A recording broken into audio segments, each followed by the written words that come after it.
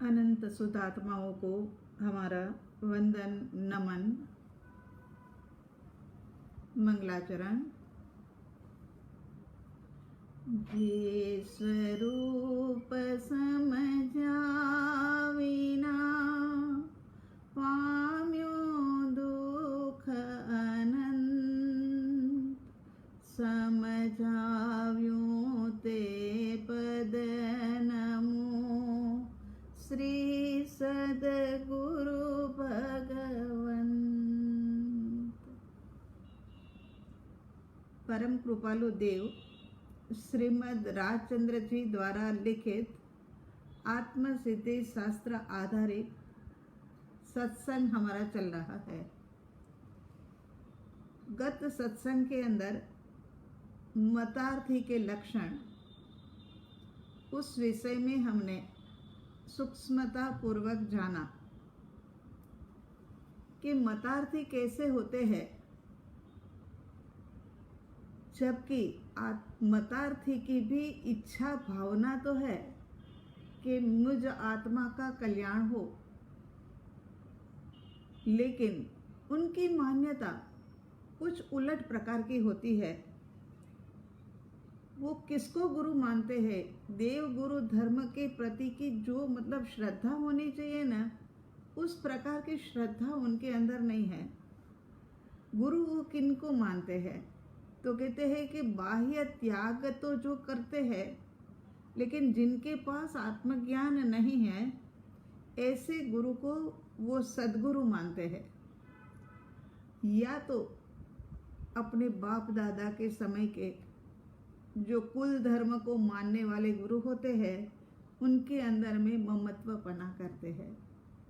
उसके बाद की गाथा में कहा कि जे जिन देह प्रमाण ने, माने ये मतार्थी यहाँ क्या करता है, समूह शरण में जाने का अवसर भी मिलता है और होता है। समूह शरण में तो हर प्रकार के जीव होते हैं, भवी भी होते हैं, अभवी भी होते हैं, जाति भवी भी होते हैं, समकीति भी होते हैं, मुनिराज होते हैं, केवल ज्ञानी होते हैं, श्रावक होते हैं, श्राविका होती है, सब लोग होते हैं वहाँ। तो ऐसे समय पर जब समूह शरण में जाने का अवसर मिलता है, तब भी परमात्मा की वितराग दशा की ओर ध्यान नहीं है, और वो बाहर का जो समूह शरण रचा है ना, देवों द्वारा रचा जाता है, और लाजवाब समूह शरण की रचना होती है। कैसा कहीं इस पृथ्वी के ऊपर देखने को ना मिले, जबकि 2 घड़ी के अंदर में देव ये समूह शरण की रचना करते हैं। और देवों की विनंती के कारण से भव्य जीवों को तारने के हेतु क्या है कि परमात्मा आकर के देशना देते हैं। वो समय पर परमात्मा की तरफ तो दृष्टि नहीं है, और जगह पर समूह शरण बहुत सुंदर बना है, इनके दरवाजे बहुत सुंदर बने हैं, इनके तोरण बहुत सुंदर बने हैं, इसकी हर चीज बहुत सुंदर बनी हुई है। उसी के अंदर में मतार्थी रुक जाता है, जबकि वहां जाकर के वितराग परमात्मा का दर्शन करो, क्या कैसी उत्कृष्ट कोटि की वितरागता है। 3 काल और 3 लोक का ज्ञान जिनके पास है, मगर नम्रता विनम्रता तो देखो, ये जानने की बजाय ये समूह शरण के अंदर में बुद्धि को लगा देते हैं। ये मतार्थी का लक्षण है। उसके बाद का प्रत्यक्ष सद्गुरु के अंदर में भी वो उनसे विमुख ही वर्तन करता है।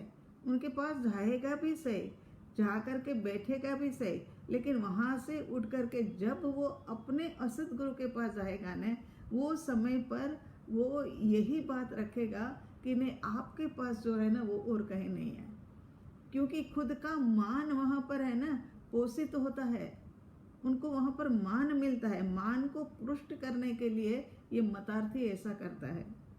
देव गति के अंदर में भी मतार्थी क्या है कि देव गति के भांगे में, इसमें उसमें रह जाते हैं, और उसी को श्रुत ज्ञान मानते हैं। गति कितनी है, जाति कितनी है, गुणस्थानक कितने हैं, द्रव्य कितने हैं, तत्व कितने हैं, उसी के अंदर में वो लगा रहता है।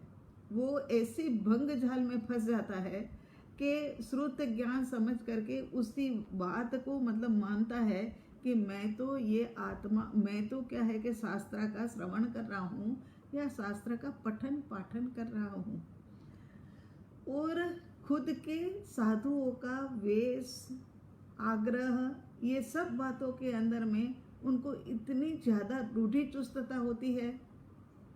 ये मतार्थी के लक्षण हैं। लह्यु स्वरूपन वृत्तिनु ग्रह्यु व्रत अभिमान, व्रत तप जप इत्यादि तो बहुत करते हैं, लेकिन भीतर आत्मा की जो मतलब आत्मा का जो स्वरूप है ना, वो उनको पता नहीं है, वो जानता नहीं है, और परमार्थ को तो ग्रहण ही नहीं करता है। ये सबसे बड़ा नुकसान है। मैं आत्मा हूँ, परमार्थ माने मैं आत्मा हूँ, ये बात को तो वो मानने को तैयार नहीं ऐसे, और लौकिक मान लेने के लिए भागता फिरता है, लौकिक मान के लिए भागता फिरेगा। अब इस गाथा के ऊपर हम आए थे, थोड़ा सा देखा फिर छोड़ दिया था समय होने पर। अथवा निश्चय नय ग्रहे मात्र शब्दनि माय, लोपे सद्व्यवहार ने साधन रहित थाय। लोपे सद्व्यवहार ने, उस गाथा के ऊपर हमने समझना था। यहाँ पर अथवा निश्चय नय ग्रहे, अथवा के करके परम कृपालु देव ने हमें बताया कि जड़ क्रिया वाले मतार्थी या शुष्क ज्ञानी मतार्थी समय सार पढ़ते हैं, प्रवचन सार पढ़ते हैं, स्वानुभूति पढ़ते हैं, बहुत कुछ पढ़ते हैं, मगर पढ़ करके केवल निश्चय को ग्रहण करते हैं, केवल निश्चय को। व्यवहार और निश्चय का जो मतलब मेल होता है ना, वो उनको ध्यान में नहीं आता है। तो किस प्रकार से ग्रहण करते हैं निश्चय को? मात्र कहने रूप, अंतरंग में तथारूप गुण की तनिक भी स्पर्शना नहीं हुई है, भीतर में कोई भी स्पर्शना नहीं हुई है, खाली कहने के अंदर में कि आत्मा तो अजर है, अमर है, ये देह तो पंच तत्व से बना है, ये पंच तत्व का पुतला जो है ये तो खत्म हो जाने वाला है, मरने मिटने वाला है, ऐसी बातें कर लेंगे, लेकिन आत्मा को स्पर्श करने की कोई बात वहाँ पर नहीं होगी।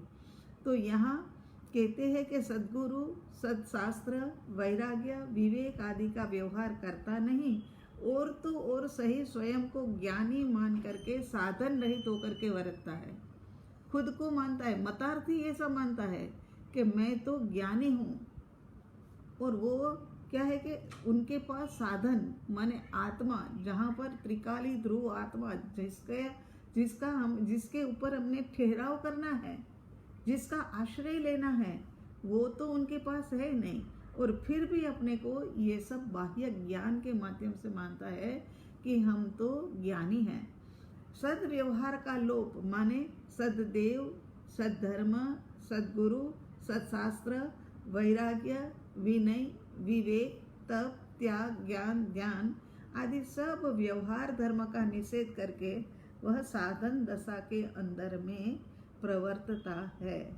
व्यवहार धर्म का, सद्व्यवहार का लोप, सद्व्यवहार का लोप माने सद्देव, सद्गुरु, सद्धर्म, सत्शास्त्र, वैराग, विवेक आदि व्यवहार धर्म का निषेध करता है कि नहीं, ऐसा कुछ होता ही नहीं है, ऐसा सद्गुरु और सद्देव और सद्धर्म और ये सब बातें यूं ही फालतू के, उनके भीतर में विनय विवेक तो है ही नहीं। विवेक हो तब तो पता लगे कि क्या सत्य है और क्या असत्य है। यहाँ तो यही पता नहीं है कि क्या सत्य असत्य, विवेक की कमी के कारण से। और फिर बाह्य व्यवहार का निषेध करता है कि बाह्य व्यवहार कुछ होता ही नहीं है, ऐसा ये मतार्थी का लक्षण है। हे मेरे प्रभु साधक, मनुष्य जन्म माने तेरी चैतन्य भूमि रस वाली फलद्रुप है। हम आपको कह रहे हैं कि मनुष्य जन्म माने तेरी चैतन्य भूमि रस वाली फलद्रुप है। अनंत गुण रूपी रस से भरपूर ऐसी तेरी चैतन्य भूमि आनंद, शांति और वितरागता के फल को उत्पन्न करने वाली है। सच कह रहे हैं कि ये ऐसी भूमि है कि यहाँ पर शांति, आनंद और वितरागता के फल उत्पन्न हो सकते हैं। सत्संग, भक्ति, उपशम, त्याग, वैराग्य आदि सद्व्यवहार के पानी से निरंतर सिंचन करना होगा। ये खाली फलद्रुप जमीन होने से फल लग नहीं जाते हैं। फल द्रुप जमीन के अंदर में बीज भी बोना पड़ता है, उनको समय समय पर खाद और पानी भी देना पड़ता है, तब जाकर के उनके अंदर में फल और फूल लगते हैं। तो निरंतर सिंचन करने से तेरी फलद्रुप चैतन्य भूमि में केवल ज्ञान, केवल दर्शन, अनंत सुख, अनंत वीर्य आदि अनंत विशेषताएं परिपक्व होगी। ये दृढ़ता पूर्वक का निर्णय है कि ये रसातल वाली भूमि है। यहाँ पर यदि हमने सदव्यवहार माने बाह्य के साधन ऐसे इस प्रकार से किए तो हमें अवश्य अवश्य केवल ज्ञान, केवल दर्शन, अनंत सुख और अनंत वीर्य का प्रगटीकरण होगा। तेरी शुद्ध स्वभाव रूप फल द्रुप भूमि में सदव्यवहार के बल से एकाग्रता करने से, क्या कहते हैं कि तेरी शुद्ध स्वभाव रूप फलद्रुप भूमि में सदव्यवहार के बल से एकाग्रता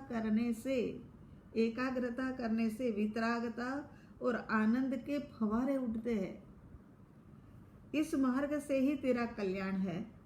इसीलिए जल्दी से जल्दी इस मार्ग को अंगीकार करके त्रिकाली ध्रुव स्वभाव के अंदर में स्थिर हो जा। यही भव भ्रमण से छूटने का एक उपाय है। जल्द से जल्द तू उससे छूट जा। अब आगे, अब यहाँ से वैसे हमने शुरू करना था, पिछली बार का थोड़ा फिर से परावर्तन कर लिया। अब आगे 30-31 गाथा में भी इसी बात माने शुष्क ज्ञानी स्वच्छंदता से अध्यात्म ग्रंथों का अध्ययन करके निश्चयात्मक बात बोलते हैं। क्या करते हैं? शुष्क ज्ञानी होते हैं वो स्वच्छंदता, उनके अंदर में एक तो महादोष स्वच्छंदता का होता है और अध्यात्म ग्रंथों का अध्ययन तो किया ही होता है, इसीलिए उनके पास में शुष्क ज्ञान तो है।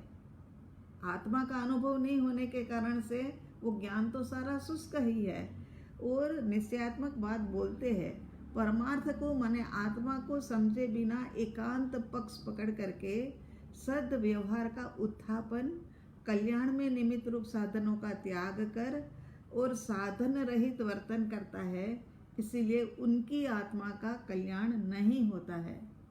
ऐसे जीवों का कल्याण होता नहीं है।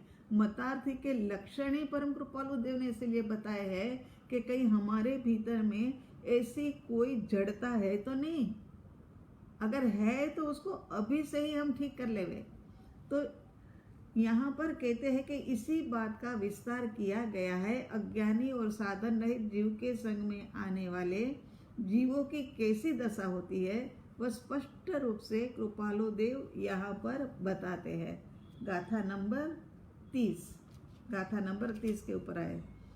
ज्ञान दशा पामे नहीं, साधन दशा न काय, पामे तेनो संग जे, ते बूढ़े भव माय। तो क्या कहते हैं यहाँ पर परम कृपालु देव? ऐसे आत्मा थी ज्ञान दशा को प्राप्त नहीं करता और वैराग्य आदि साधन भी उनके पास नहीं है, इसीलिए ऐसे जीव का संग जो करता है वो भी भवसागर में डूबता है। खुद तो डूबेगा, खुद तो डूबता है, लेकिन दूसरों को भी जो उनके संग में आने वाले हैं ना, उनको भी भवसागर में डुबाता है। वो संसार की राग द्वेष ईर्षा की बात ही करेंगे, उनके पास आत्मार्थ की बात तो है नहीं और परिभ्रमण बढ़ता जाएगा। राग द्वेष की बात से ही तो परिभ्रमण है, मिथ्यात्व के कारण से ही तो परिभ्रमण है, ये मतार्थ के कारण से ही तो परिभ्रमण है। शब्द ज्ञानी सम्यक ज्ञानी नहीं हो सकता, माने शब्द का ज्ञान बहुत है मगर वो सम्यक शब्द का ज्ञान है, उनके पास सम्यक ज्ञान है, ऐसा नहीं हो सकता। ज्ञान दशा को तो प्राप्त करता नहीं है और उनके पास तैरने के लिए कोई साधन है नहीं, मतलब आत्मा का ज्ञान। बाकी तो ज्ञान बहुत सारा है उनके पास, शास्त्रों का ज्ञान बहुत सारा है, मगर वो आत्मा के रस से भीगा भीगा नहीं है। ये आत्मा के रस से जो मतलब एक द्रव्यता उनके अंदर में आ जाती है ना, वो द्रव वाला नहीं है। इस कारण से ज्ञान, जबकि ज्ञानी के चैतन्य धाम पहचान लिया है, वो स्वरूप में ही समा गया है। ज्ञानी की बात कर रहे हैं। मिथ्यार्थी के साथ साथ में, मतार्थी के साथ साथ में ज्ञानी की भी बात बताते रहते हैं कि ज्ञानी ने चैतन्य धाम को पहचान लिया है, वो स्वरूप में ही समा जाता है।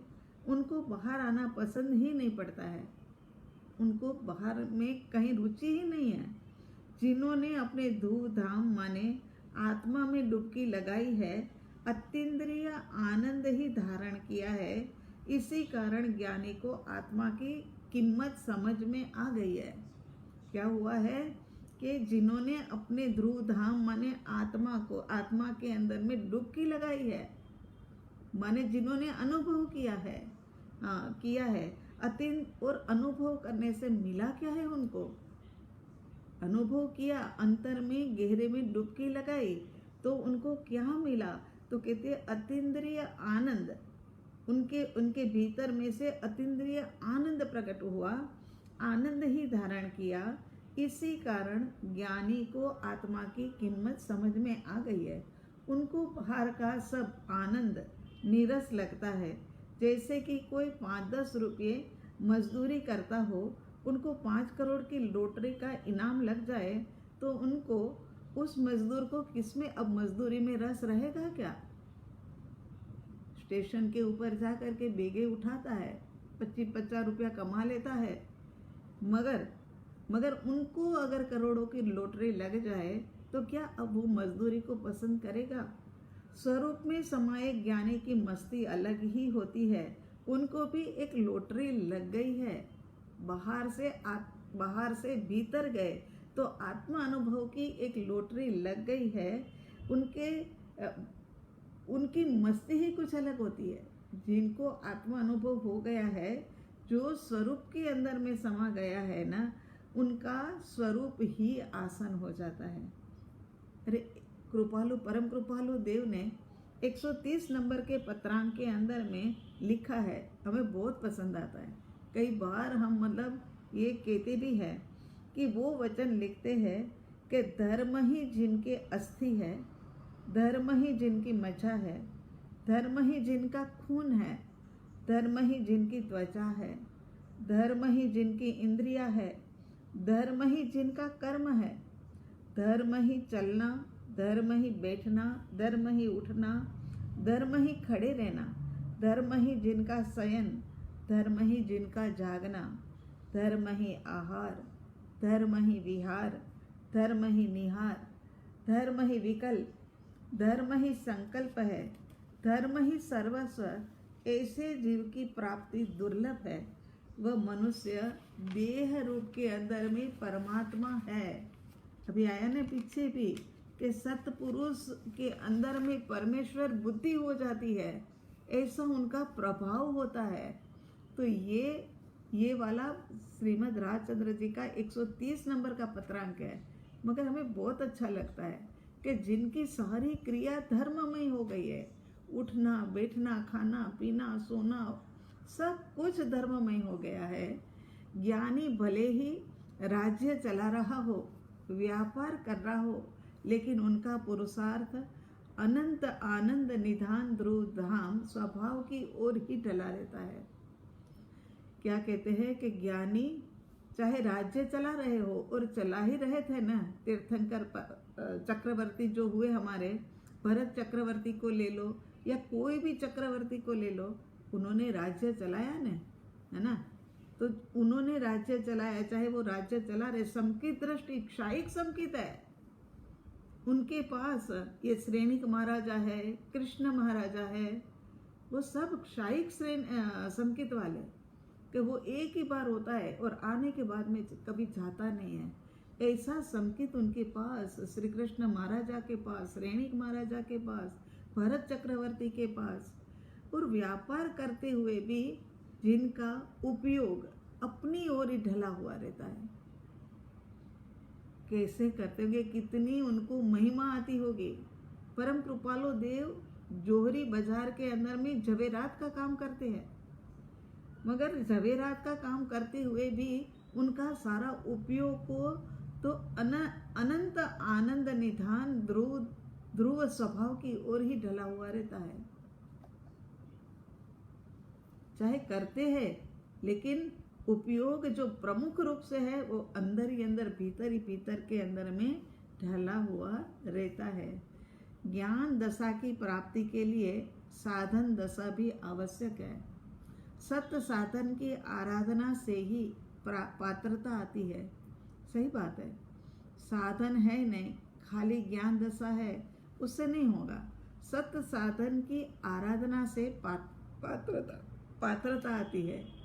जो जीव ने ज्ञान दशा प्राप्त की नहीं और साधन दशा भी प्राप्त हुई नहीं, ऐसे शुष्क ज्ञानी जीव स्वयं भवसागर में डूबता है और उनके संग में आने वाले को भवसागर के अंदर में डुबाता है। पामे तेनो संग जे ते बूढ़े भव माए, वो भव के अंदर में खुद भी डूबता है, दूसरों को भी डुबाता है।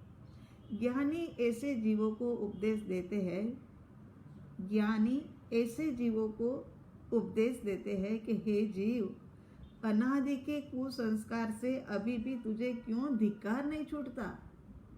अनादि काल से तू परिभ्रमण कर रहा है, तो ये अनादि काल के कुसंस्कार से अभी भी तुझे धिक्कार क्यों नहीं छूटता? तू तो सिद्ध भगवान जैसा चैतन्य मूर्ति आत्मा, और तुझे ऐसे भव लेने पड़े, ये तो कितना शर्मजनक है। सिद्ध भगवान की आत्मा में और हमारी आत्मा में कहीं कोई अंतर नहीं है। वो भी एक द्रव्य है, हम भी द्रव्य है। उनके भीतर भी अनंत गुण है, हमारे भीतर भी अनंत गुण है। केवल पर्याय के अंदर, माने भावों के अंदर फर्क आ गया। उनके सारे परिणाम शुद्ध है, हमारे शुद्ध के बजाय में हमारे सारे परिणाम अशुद्ध है। राग, द्वेष, ईर्ष्या इत्यादि से भरा हुआ। तो यहाँ कहते हैं कि सिद्ध भगवान जैसा चैतन्य मूर्ति आत्मा, तुझे ऐसे भव लेने पड़े, ये तो कितना शर्मजनक है। तेरा अतीन्द्रिय आनंद तेरे में है और तू बाहर में सुख बुद्धि करके भवो भव भटक रहा है, ये तो कितना शर्मजनक है। अब ऐसा अवतार लेना, तू बस कर, तेरे चैतन्य निधान तिजोरी को खोल और इस शर्मजनक जन्मों का अंत ला। मनुष्य जन्म में 5 इंद्रिया, ज्ञान का उघाड़, चिंतन शक्ति विकसित, विभाव टाल सके ऐसी दशा, निज अनंत गुण, ऐश्वर्य की प्राप्ति त्वरा से करा सके, ऐसे तेरे सद्गुरु की ये मंगल भावना है कि तू अब शर्म कर। कहते हैं ना, हम भी, बच्चा कोई गलत काम करता हो बार बार, तो कहते हैं ना अब तो तू शर्म कर। यहाँ परमात्मा हमें कह रहे हैं, हम सभी परमात्मा के ही बच्चे हैं और परमात्मा हमें कह रहे हैं कि अब तो तू शर्म कर। सिद्ध भगवान जैसा चैतन्य आत्मा होकर के ऐसे भव लेने पड़े, ये कितनी शर्मजनक बात है। तुझे धिक्कार नहीं आता है क्या अपने आप के ऊपर के? इतना अतीन्द्रिय आनंद भीतर में भरा पड़ा है और भव भटक रहा है, और आनंद लेने के लिए बाहर में भाग रहा है, होटलों में जा रहा है, पिक्चरों में जा रहा है, न जाने कहाँ कहाँ घूम रहा है आनंद लेने के लिए। अरे भीतर में ही अतीन्द्रिय अनंत आनंद का खजाना तेरा भरा पड़ा है। अब तेरे सद्गुरु की तो यही मंगल भावना है कि निज अनंत गुण की ऐश्वर्य की प्राप्ति कर और त्वरा से तेरा कल्याण हो जाए। इसके बाद 31 नंबर की गाथा,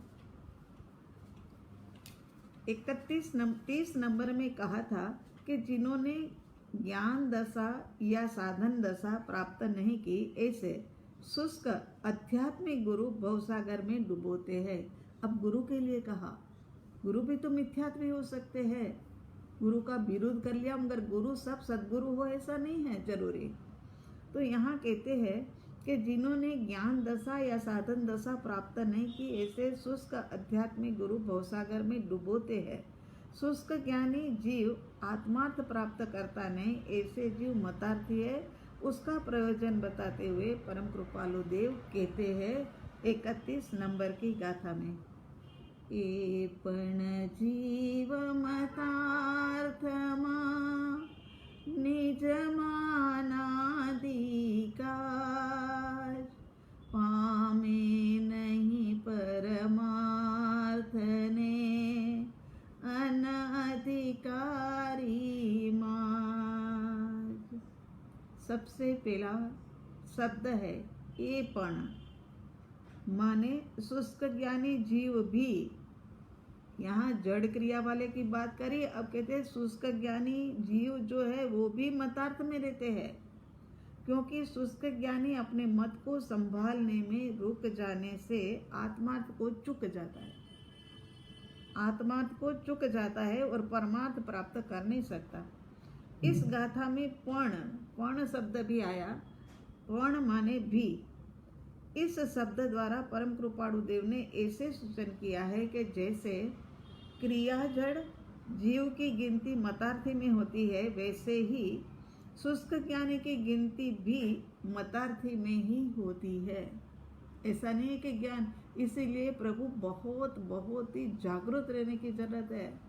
सद्गुरु की पहचान करना इतना मुश्किल है ना, कि ऐसे कंठस्थ होते हैं उनके पास शास्त्र, उनकी क्रियाएं ऐसी होती है कि कहते हैं कि जैसे खंदक मुनि ने चमड़ी को उतरवा करके पानी के नमक का पानी छिटके ने तब भी ऊफ ना करे, वो 90 ग्रेवियक तक जाते हैं, वहाँ का सुख भुगतान करते हैं, लेकिन फिर वापस आना पड़ता है। तो यहाँ कहते हैं कि ऐसे क्रिया जड़ वाले जो होते हैं ना, वो जीव की भी, माने पण इसीलिए लिखा है कि जीव भी मतार्थी होते हैं। ऐसे जीव परमार्थ प्राप्त करने का अधिकारी नहीं, मात्र आत्मार्थी मुमुक्षु को ही परमार्थ प्राप्त करने का अधिकार है। अभी आत्मार्थी के लक्षण आने वाले हैं। यहाँ आत्मार्थी के लक्षण आएंगे, वो समय पर तुम मतलब देखना कि हमारे अंदर में अभी तो मतार्थीपने का लक्षण देखा कि भाई हमारे भीतर में कहीं मतार्थीपने का लक्षण तो नहीं है, कहीं हम असदगुरु के चंगल में तो नहीं फंस गए, बहुत बड़ी बड़ी बातें कर ली, बहुत बड़ी बड़ी सभाएं बुला ली, बहुत बड़े बड़ा ज्ञान है ऐसा बता दिया, मगर जब तक अपनी आत्मा का स्पर्श ना करे, क्या था उनके पास? मारुस मातुस, बस इतना ही शब्द, उसमें भी भूल गए, मारुस मातुस में से मास्तुस हो गया, और फिर भी उनको केवल ज्ञान की प्राप्ति हो गई। ये जरूरी नहीं है कि शास्त्र भर का ज्ञान चाहिए, जरूरी ये है कि ध्रुव आत्मा की तरफ का आकर्षण हो, ध्रुव आत्मा की तरफ का त्रिकाली ध्रुव के अंदर में रहने के लिए अंतर्मुखी दशा हो। अंतर्मुखी दशा सबसे महत्वपूर्ण है। तो यहाँ क्या कह रहे हैं कि ज्ञानियों ने सम्यक ज्ञान की प्राप्ति के लिए शास्त्र अभ्यास का बोध दिया है। ज्ञानियों ने तो सम्यक ज्ञान की प्राप्ति के लिए ही, और ऐसे ही होता है ना, मैं भी यही लगता है कि बस जल्दी जल्दी प्राप्त करे, सभी जीव प्राप्त करे और सब है ना ये बहु भ्रमण में से निकले, अनंत दुखों का एक तरफ किनारा हो जाए। ये भव सागर से तैरना बहुत मुश्किल है, इसी कारण से तो ये भव को सागर की उपमा दी, नदी की उपमा नहीं दी। नदी को तो दोनों किनारे दिखते हैं, ये जिस किनारे पे खड़े हैं वो, और सामने जो दूसरा किनारा है ना वो भी दिखता है, दोनों किनारे दिखते हैं, लेकिन सागर का एक ही किनारा जहाँ हम खड़े हैं वो देख पाएंगे, लेकिन दूसरा किनारा हमें दिखता ही नहीं है। भव सागर भी ऐसा ही है, यहाँ पर है ना छूटने के लिए कोई किनारा दिख नहीं रहा है, लेकिन ज्ञानी पुरुष के सन्मुख एक बार हो जाओ। ज्ञानी पुरुष सत ज्ञान की प्राप्ति के लिए शास्त्र अभ्यास का बोध देते हैं। शास्त्र के आलम्बन से आत्मस्वरूप की यथार्थ विचारणा होती है। शास्त्र का अवलंबन लेकर के यथार्थ विचारणा करनी है। शास्त्र का ज्ञान प्राप्त करके हमें मान कसाई को पुष्ट नहीं करना, ये हमें नहीं करना है कि मान हमें सब जगह से वाहवाही मिले, हमारी सत्कार हो, हमारी पूजा हो, इसीलिए हमने नहीं करना ये सब कुछ। हमें तो आत्म स्वरूप की यथार्थ विचारणा प्राप्त हो, इसीलिए शास्त्र का आलंबन लेना है। वरना तो हम शुष्क ज्ञानी हो जाएंगे, और शुष्क ज्ञानी तो होना नहीं है। अब तो पुरुषार्थ पूरा करना है कि स्व के सन्मुख हो जाए, स्व संवेदन का अनुभव करे, और स्व संवेदन का अनुभव करते करते सम्यक्त को लेकर के यहाँ से निकले। तो क्या कहते हैं कि तत्व का निसंक निर्णय होता है और स्वभाव की अत्यंत महिमा आती है।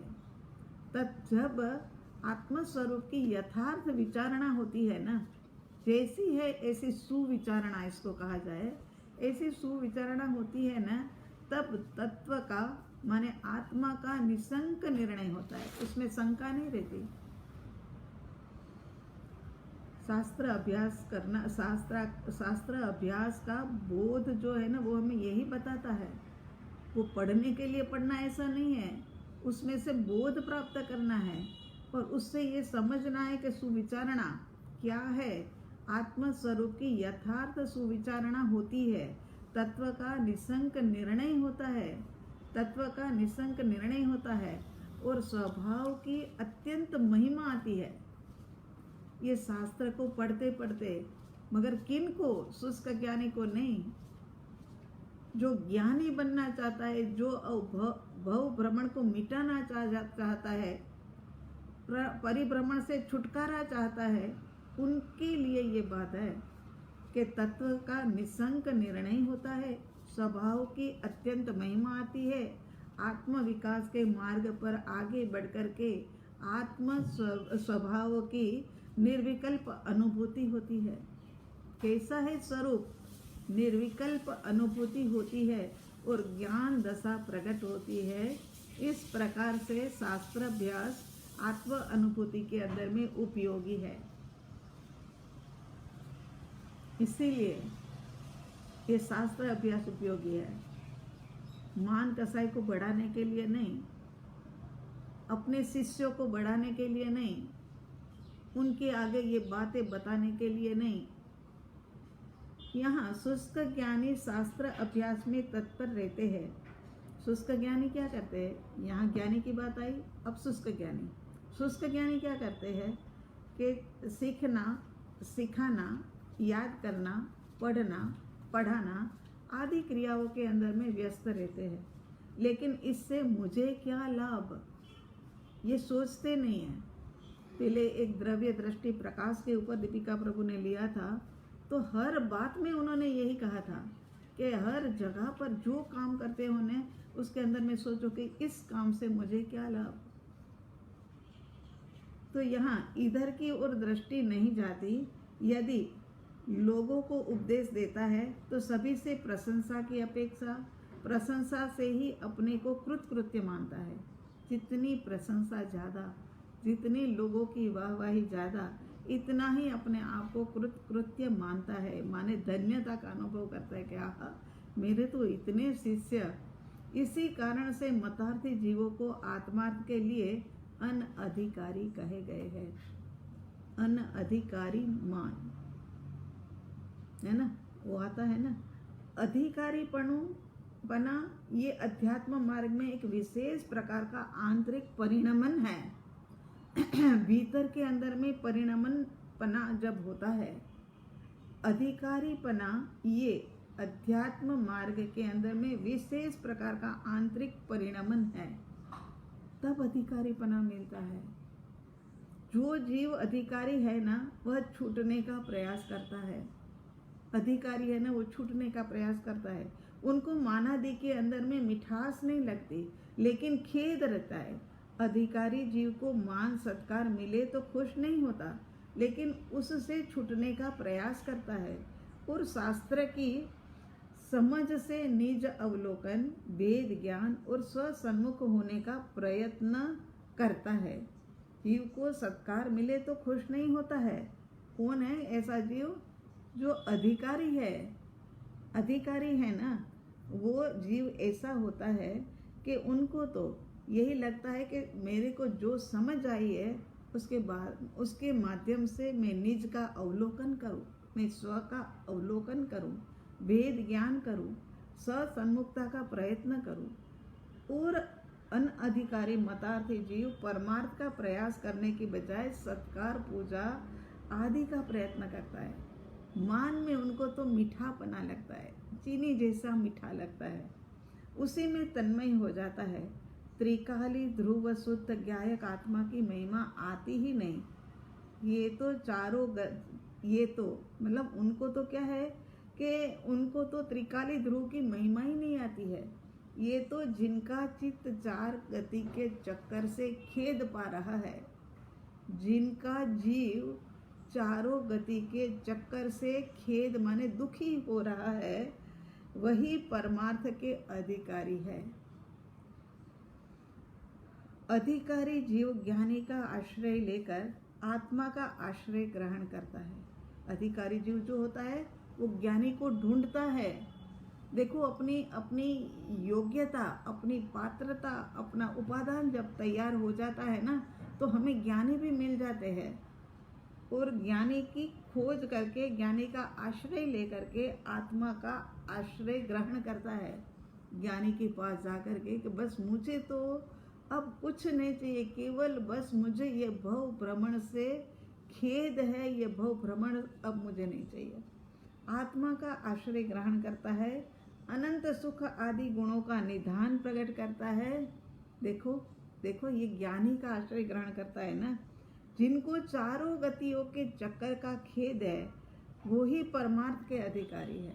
पहले तो ये दुखदायी लगना चाहिए, चाहे कितना ही हमारे पास ऐश्वर्य हो, चाहे बंगले हो, गाड़ी हो, धन संपत्ति हो, पुत्र परिवार हो, हर तरह से भरा भरा हमारा जीवन हो, लेकिन फिर भी ये सब कुछ छोड़ करके जाना होगा।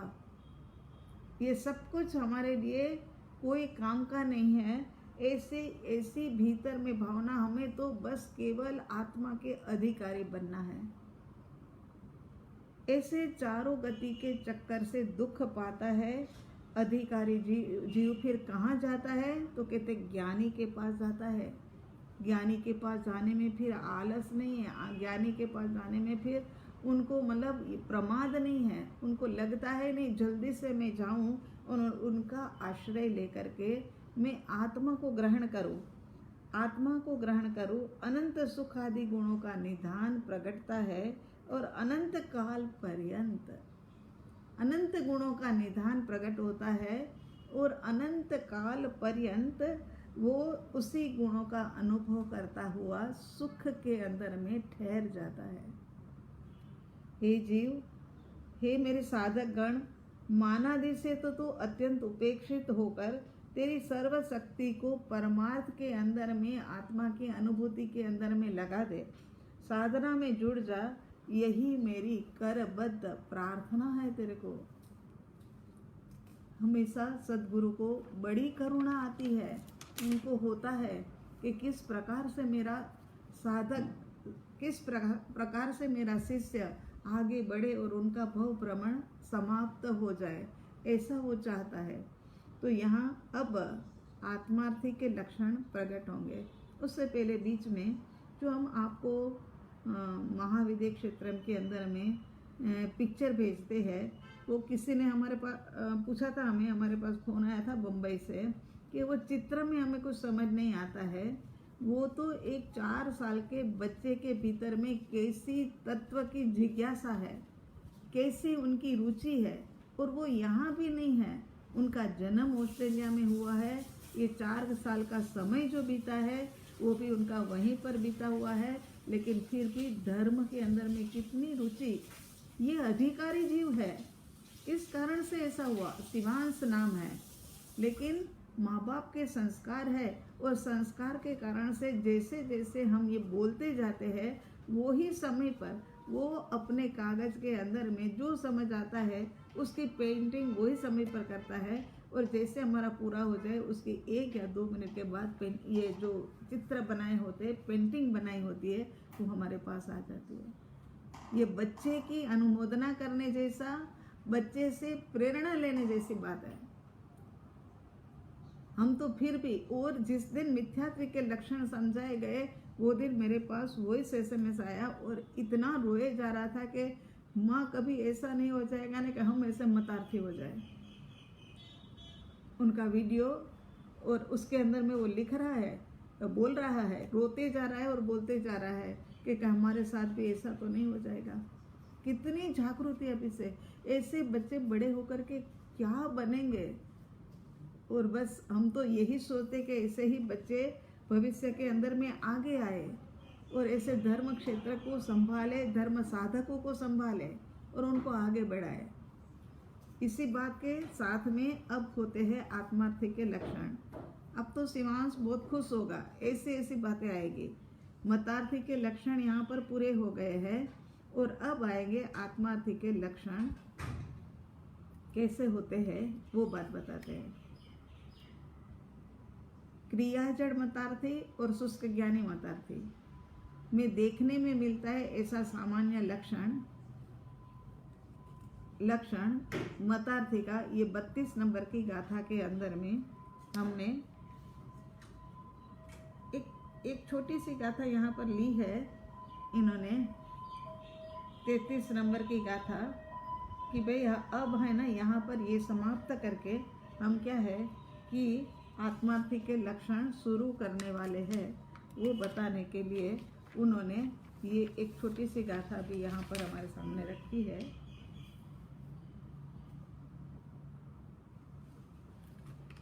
लक्षण कया मतार्थिना मतार्थ जावा काज, हवे कहूँ आत्मार्थिना आत्मार्थ सुख साज।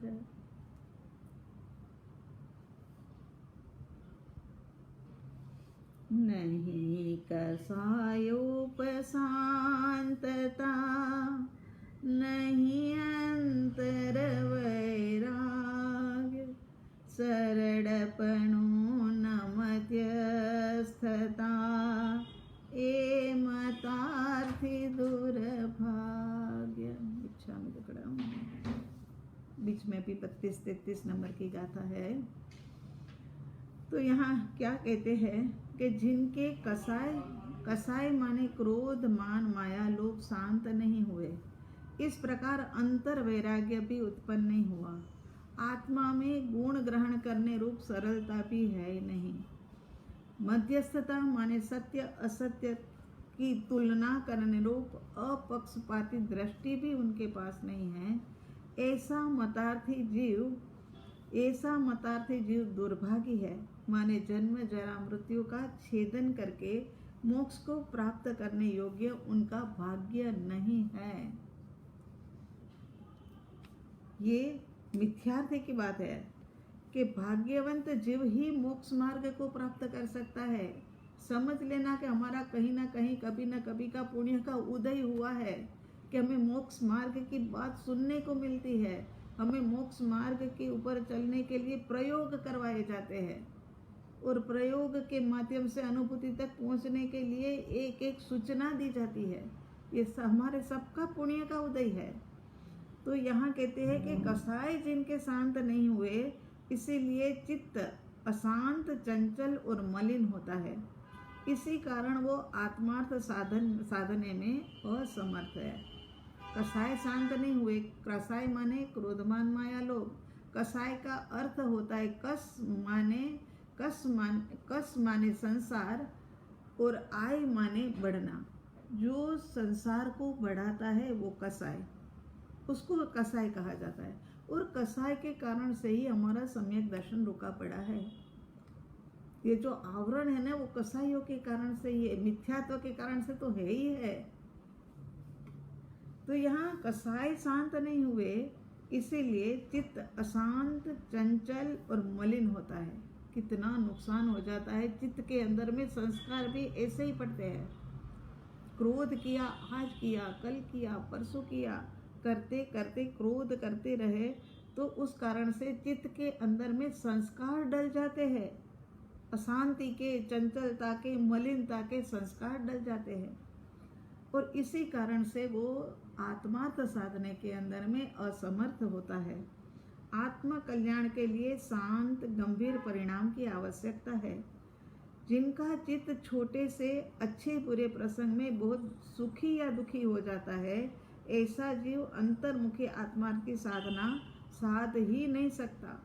जिनका चित्त ऐसा होता है कि छोटी छोटी बातों में गुस्से हो जाना, छोटी छोटी बातों में चिल्लाचिल्ली करने लग जाना, क्रोध का आ जाना, छोटा सा मान मिल जाए तो ओहो अपने आप को तो सुपर मानने लग जाना, ऐसे जो जीव होते हैं ना, उनके पास में अंतर्मुखी दशा नहीं आ सकती है।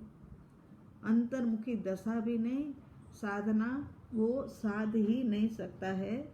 जिनके कसाय शांत नहीं हुए वो।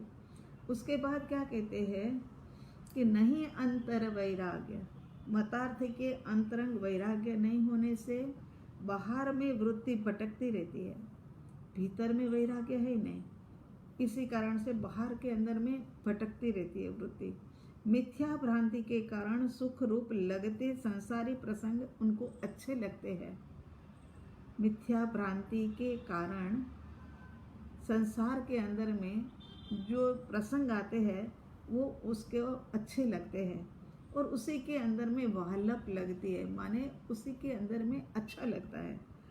कि परिणाम के कारण आत्म कल्याण साधने के लिए विषयों की लोलुपता और कुतूहल के परिणाम नहीं होने चाहिए।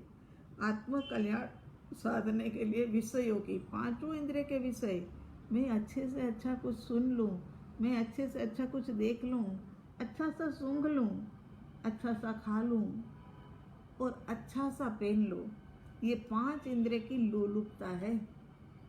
लेकिन जो आत्म कल्याण साधने के लिए आगे बढ़ते हैं उनको विषय की लोलुपता और कुतूहल का परिणाम नहीं होना चाहिए कि मैं ये भी देख लूँ, मैं वो भी देख लूँ, मैं फॉरेन में जाऊँ, मैं उधर जाऊँ और वहाँ जा कर के ये सब कुछ मुझे तो देखना है।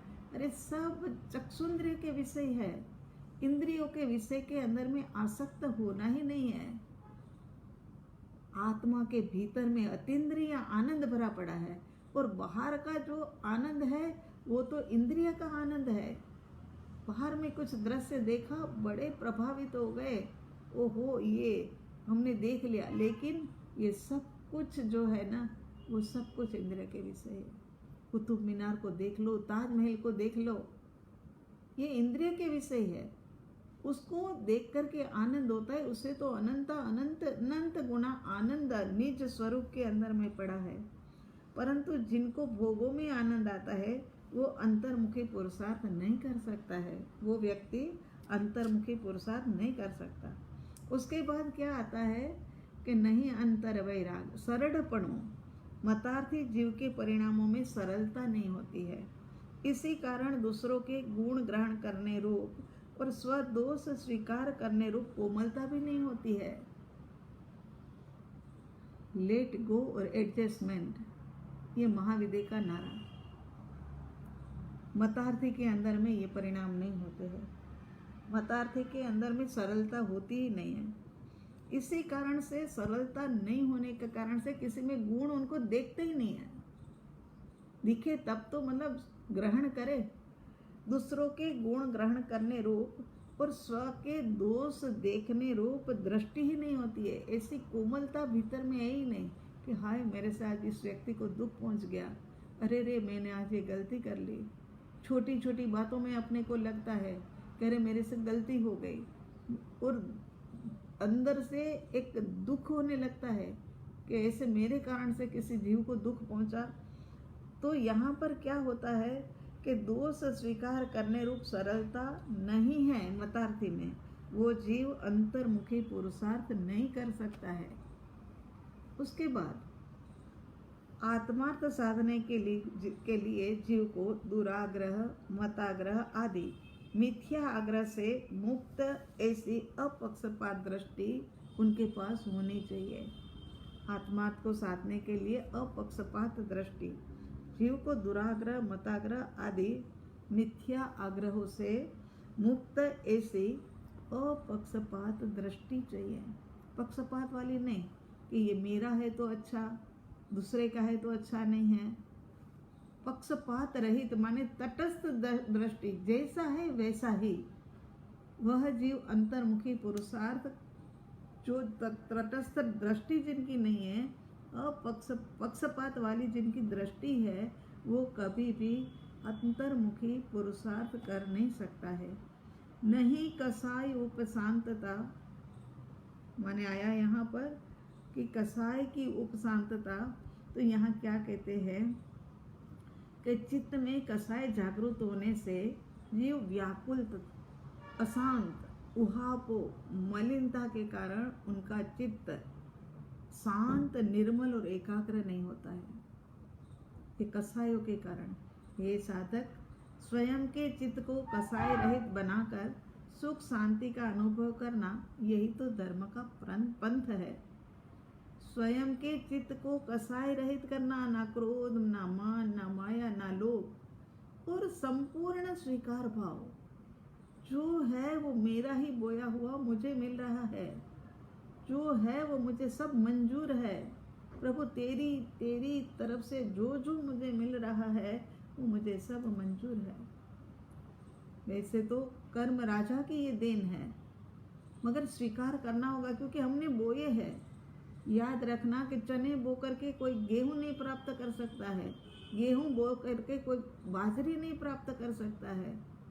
इसी प्रकार से जैसे कर्म हमने बोए हैं ऐसे ही फल आ रहे हैं, ये हमारा ही कारण है।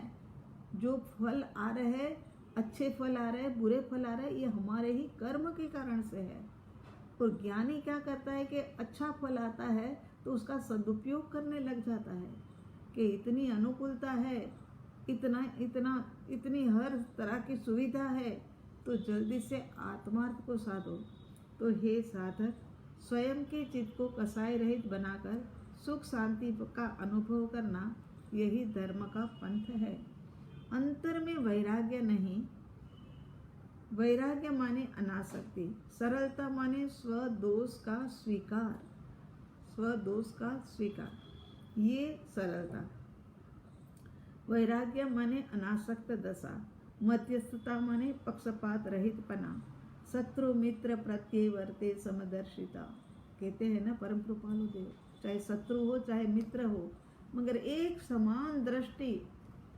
ठीक है, मेरे साथ में कभी न कभी ऐसा कर्म का बंध हो गया होगा कि कहीं न कहीं मतलब शत्रु मित्रता मतलब आ रही है सामने, तो वहाँ कहते हैं कि ऐसा पक्षपात रहित पना होना चाहिए। दुर्भाग्य जीवों को ज्ञानी कहते हैं कि हे जीव, आत्म कल्याण का कार्य साधे बिना तेरा अनंत अवतार व्यर्थ गया। यानी क्या कहते हैं, साधक को उनकी भीतर में करुणा है, इसीलिए कहते हैं। वो कोई हमें मतलब सुनाने के लिए नहीं कह रहे हैं, उनके भीतर ये लगता है कि ये जीव का कल्याण कैसे हो, तो इसीलिए कहते हैं कि हे जीव, आत्म कल्याण का कार्य साधे बिना तेरा अनंत अवतार व्यर्थ गया। चार गति में तूने बहुत समय बिताया, निगोद में अनंत काल, तिर्यंच में नरक में अनंत काल गवाया, गिरने अटकने के कितने स्थान को भुगतान किया, दुर्लभ ऐसा मानव जन्म मिला। वो सब बिता करके कितने जन्मों के बाद में ये मनुष्य का जन्म मिला। अब तो क्रोधमान माया लोभ को शांत कर, अंतर में वैराग्य को धारण कर, सरलता और मध्यस्थता की गुण को प्रकट कर, ताकि मोक्ष मार्ग को पाने के लिए सद्भागी बन सके। हे जीव, समझ, अब समझ। अब नहीं समझेगा तो कब समझेगा? इतनी सुविधा के बीच में नहीं समझेगा तो कब समझेगा? वो कहते हुए यहाँ मतार्थी के लक्षण कह रहे हैं। उसके बाद ये अंतिम गाथा अब आए। ये लक्षण कह्या मतार्थीना, मतार्थ जावा काज, हवे कहूँ आत्मार्थीना, आत्म अर्थ सुख साज। तो क्या कह रहे हैं, आत्म कल्याण की भावना पाते पाते जो दुर्भाग्य जीव मार्ग भ्रष्ट हो गए हैं, उनके लक्षण 9 गाथा के अंदर में 24 से लेकर के 32 गाथा तक में बताए। वो हमने विस्तार पूर्वक सुना और समझा। 33वीं गाथा में इस विषय को समाप्त करते हुए आत्मार्थी के लक्षण बताने की ओर निर्देश करते हैं। कहते हैं ना कि हवे कहूँ आत्मार्थी ना आत्म अर्थ सुख साध। माने कहते हैं कि अब उनका आत्मार्थी के लक्षण हम क्यों बताने जा रहे हैं, तो कहते हैं कि आत्म अर्थ सुख साध, आत्मा को सुख मिले, इस कारण से मतार्थी के लक्षण कहे। क्यों कहे? यदि जीव में मिथ्या मान्यता है तो जाने ये हेतु, ये जो बताने का कारण, ये आत्मार्थी के बताए चाहे मतार्थी के बताए, कुछ भी बताए, लेकिन ये सब बातें हमारे सामने एक दर्पण का काम कर रही है। दर्पण में जैसे देखते हैं तो जहाँ पर भी कुछ ठीक ठाक ना हो वो ठीक करते हैं, बाल ठीक नहीं है बाल ठीक करते हैं, कुछ चेहरे के ऊपर कहीं कुछ ठीक नहीं है तो उसको ठीक करते हैं, वो सब ठीक करते हैं ना। इसी प्रकार से ये सब गाथाएं जो परम कृपालु देव ने लिखी है ना, वो हमारे लिए दर्पण के समान है। जैसे दर्पण में देख करके हमारी कमियां दूर होती है, वैसे ही मिथ्या मान्यता को समझ करके मतार्थी के लक्षण सुन करके अब हम वो हमारे अंदर में भीतर में अगर पड़ा है तो उसे दूर करें और आत्मा की अव्यापात सुख सामग्री प्राप्त करने हेतु आत्मार्थी लक्षण अब बताए जाएंगे। अब मतार्थी के लक्षण यहाँ पूरे हो गए हैं और आत्मार्थी के लक्षण हमें बताए जाएंगे। वो अब आगे कल को रखेंगे, समय हो गया है। लेकिन ये एक गाथा जो पहली है ना आत्मार्थी की, ताकि शुरू हो गया ये माना जाए अपने मन में कि आत्मज्ञान त्यामुनि पणु ते साचा गुरु होय, बाकी कुड़ गुरु कल्पना आत्मार्थी नहीं जोय। अब कल हमारी ये 34वीं गाथा से शुरुआत होगी, मतार्थी के लक्षण, उसके ऊपर भी चिंतन करना, मनन करना। बहुत सारी बातें चिंतन मनन के लिए इन 33 गाथाओं के अंदर में गई कि कहीं हम मतार्थी तो नहीं हैं, कहीं हमारे सद्गुरु असद्गुरु तो नहीं हैं, कहीं कोई मतलब कहीं जीवन जीने के अंदर में मार्ग के ऊपर चलते हुए गलती तो नहीं कर रहे हैं। ये सब बातें चिंतन मनन करते रहना। ये 1 घंटे का स्वाध्याय, लेकिन आपका चिंतन मनन भीतर में चलता रहे, इसीलिए है। जब समय मिलता है तब सुन लिया करो। समय को ये नहीं है कि 1 घंटा सुनने के लिए है वही, और ये सुविधाएं सब मिली है, ये भी पुण्य के उदय से मिली है कि बार बार सुनने के लिए मिले। पहले तो ये सुविधाएं भी नहीं थी। अब सुविधाओं का साथ लेकर के अपन आत्मार्थ की ओर आगे बढ़े। अब हम ये समझे कि हमें ये सुविधा मिली है तो जब मौका मिला 15 मिनट फिर सुन लिया, फिर उसमें से चिंतन मनन शुरू कर दिया। इस प्रकार से करते करते अपन आत्मार्थी की दशा में और फिर मोक्षार्थी की दशा में और फिर मोक्ष प्राप्त की ओर त्वरा से आगे बढ़ जाएंगे। और जल्दी जल्दी आप सभी आगे बढ़ो, हम सभी मोक्ष मार्ग के यात्री बने, यही परमात्मा से प्रार्थना करते हैं और हमारी मंगल कामना। उपसर्गा क्षेम्यन्ति छिद्यन्ते विघ्नवलय, मनः प्रसन्नता मेति पूज्यमाने जिनेश्वरे।